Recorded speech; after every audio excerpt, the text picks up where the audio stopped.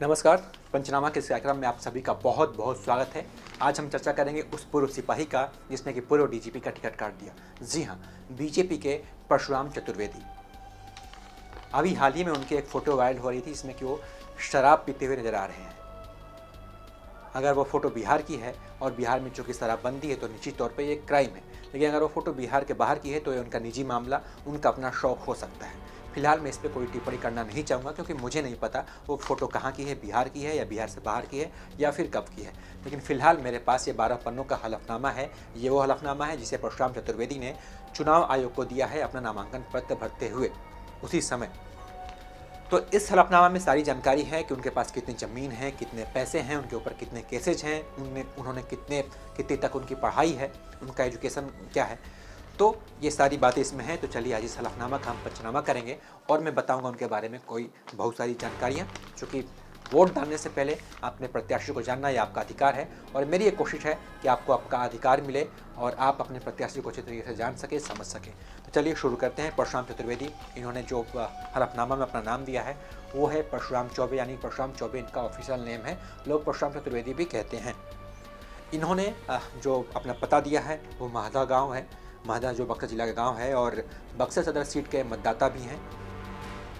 इन्होंने अपनी उम्र 54 साल बताई है। पिता का नाम है स्वर्गीय श्रीनिवास चौबे और जो इन्होंने इस हलफनामा में अपने आय का जो ब्यौरा दिया है उसके हिसाब से साल 2019-20 में इन्होंने 2,40,000 रुपये की कमाई की।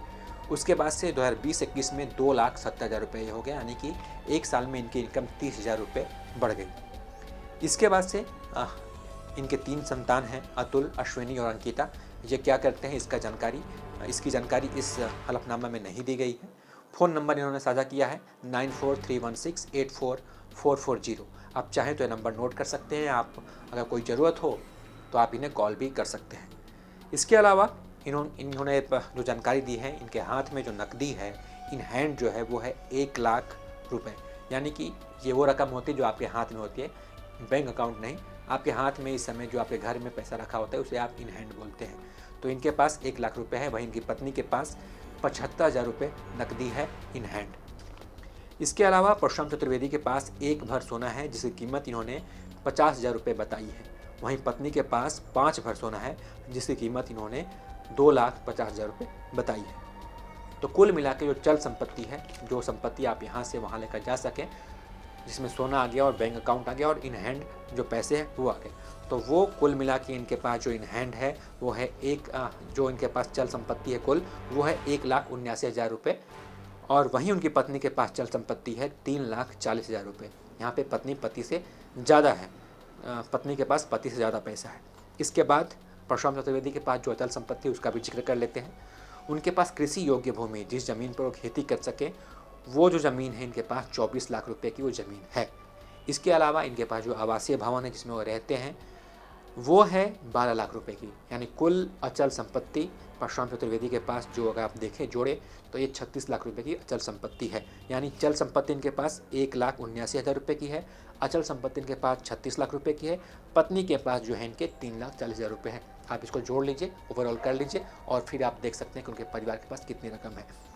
इसके अलावा इन्होंने इस हलफनामा में अपने ऊपर एक क्रिमिनल केस का जिक्र किया है जिसमें ये केस चल रहा है, जिसमें ये आरोपी हैं। फिलहाल कोर्ट का कोई फैसला नहीं आया है तो ये अपराधी हम इन्हें नहीं कह सकते हैं, ये आरोपी हैं केस में, और वो भी किसी प्रोटेस्ट का है जिसमें रेल रोको आंदोलन समथिंग कुछ है।